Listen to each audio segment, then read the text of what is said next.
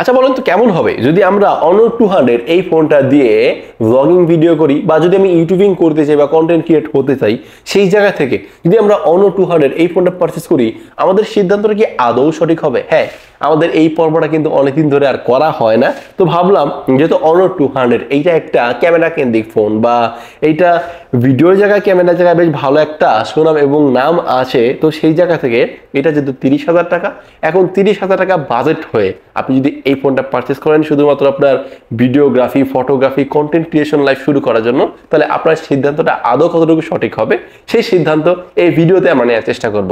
তাহলে চলেন আউটডোরে যাই, এটা দিয়ে একদম প্র্যাকটিক্যালি ভিডিও করে দেখি। Let's go. আসসালামু আলাইকুম। আজ 27শে অক্টোবর 2025 সাল, আর আমার অবস্থান হচ্ছে বর্তমানে সৌদি আরবে। ক্লান্ত করে দুপুরবেলা আমি এই ভিডিও করতেছি Honor 200 এই ফোনটা দিয়ে, মেইন ক্যামেরা দিয়ে। মূলত এইটা দিয়ে ব্লগিং করলে ব্লগিংয়ের কোয়ালিটি বা ভিডিও কোয়ালিটি কেমন হয় সেটা যাচাই বাছাই করতেছি, যাতে আপনারা সিদ্ধান্ত নিতে পারেন আদৌ এটার ভিডিও কোয়ালিটি কেমন। এখন দেখেন অনেকে আছে যে যাদের বাজেটটা হচ্ছে 30,000 টাকা, এই বাজেটে তারা তাদের কন্টেন্ট ক্রিয়েশন লাইফটা শুরু করতে যাচ্ছে। সো তাদের ক্ষেত্রে এই ফোনটা যদি তারা কিনে, তাহলে তাদের সিদ্ধান্তটা আদৌ কতটুকু সঠিক হবে, তো সেটাই দেখাচ্ছে এই ভিডিওটা করার মাধ্যমে। আর আমার কথাগুলো একটু নাকা আসতে পারে, বিকজ ভাই আমি হচ্ছে একটু অসুস্থ, প্রচুর ঠান্ডা লাগছে, তো ওয়েদার চেঞ্জ হওয়ার কারণে এই জন্য।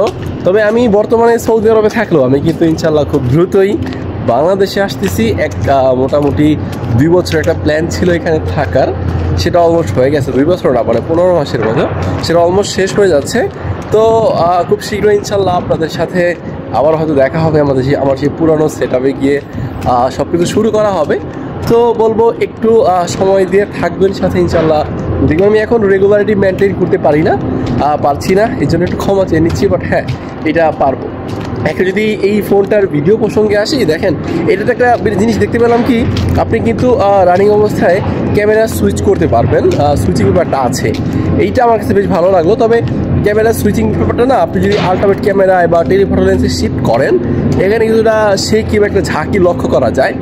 যদি আমি একটু ঘুরিয়ে দেখাই, দেখেন এখন আছে হচ্ছে মেইন ক্যামেরাতে, এই আলট্রাওয়াইড ক্যামেরায় চলে গেলাম, আবার এই হচ্ছে টেলিফটো, মানে স্মুথনেস ব্যাপারটা নাই। এখন আলট্রাওয়াইড ক্যামেরা দিয়ে ভিডিও করতেছি, তো আলট্রাওয়াইড ক্যামেরা দিয়ে ভিডিও করলে জাস্ট এরকম একটা ভিউ অ্যাঙ্গেলের সাথে ভিডিওগ্রাফি করতে পারবেন, বা এরকম একটা ভিউ পাবেন। সো দেখতেই পারতেছেন 4K-তে মূলত 30 FPS ভিডিও রেকর্ড করা যাচ্ছে। তবে আমি বলবো কি ভাই, যদি 4K-তে 30 FPS আপনি এডিট করে পুষিয়ে নিতে পারেন, বা যদি ওই জায়গা থেকে মনে হয় ঠিক আছে তাহলে করতে পারেন, বাট আমার কাছে মনে হয়েছে যদি ব্লগিং ভিডিও করতে চান ওইখানে না ভাই 60 FPS-টা খুবই দরকার। তো এখানে 1080p-তে নিলে, 1080p-তে নিলে আপনি 60 FPS পাবেন, তাছাড়া কিন্তু 60 FPS পাচ্ছেন না বা সাপোর্ট করতেছে না। সেই জায়গা থেকে আমি বলবো 1080p 60 FPS এর ভিডিও রেকর্ড করেন। এখন আমরা 1080p 60 FPS একটু ভিডিও রেকর্ড করে দেখবো যে ভিডিও আসলে কতটুকু স্মুথ হয়।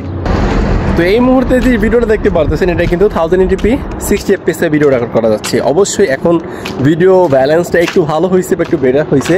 আমি রোদকে একদম সামনে রেখে ভিডিও করছি, আর যদি রোদকে পেছনে রেখে ভিডিও করি তাহলে জাস্ট এরকম একটা রেজাল্ট পেয়ে যাবেন, যেমনটা স্ক্রিনে দেখতেছে।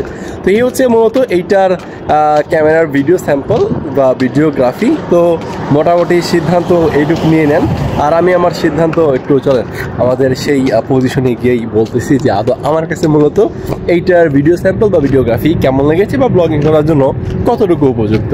তো ভিডিও থেকে বুঝতে পারলেন এইটার ভিডিওগ্রাফি কেমন ছিল, যতটুকু বলবো। হ্যাঁ, এইটার ভিডিওগ্রাফি যথেষ্টই ভালো, তবে আমার কাছে মনে হয়েছে এটার স্ট্যাবিলাইজেশন বা স্ট্যাবিলিটি আর একটু বেটার হতে পারতো, বা একটু বেটার হলে আর একটু ভালো হতো। কারণ কি দেখেন, আমরা যখন এই ফোনটা দিয়ে ওই আপনার ব্লগিং করতেছিলাম, হাঁটাহাঁটি করতেছিলাম, তখন কিছুটা শেকিনেসের মাত্রা লক্ষ্য করছি। এখন এইটা যারা নাকি মানিয়ে নিতে পারবেন, বা যদি আপনার কাছে ঠিকঠাক মনে হয়, তাহলে হ্যাঁ দিস ইজ অ্যাকসেপ্টেবল। বাট আমার দিক থেকে বলবো আর একটু ভালো হতো। কারণ কি দেখেন, আপনি যদি বর্তমান সময় 30,000 টাকা বাজেট করেন আর কন্টেন্ট ক্রিয়েশন করতে চান বা কন্টেন্ট ভিডিও করতে চান, তাহলে আপনি এই বাজেটে অলমোস্ট আইফোন 12টা পেয়ে যাচ্ছেন, যেটা 31,000 টাকা।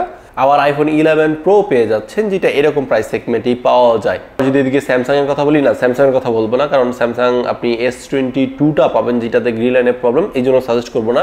বাট আপনি কিন্তু পিক্সেলের 7 প্রোটা পেয়ে যাবেন বা 7 পেয়ে যাবেন, ওইগুলোর ভিডিওগ্রাফি এইটার চাইতে ফার বেটার, অনেক বেটার।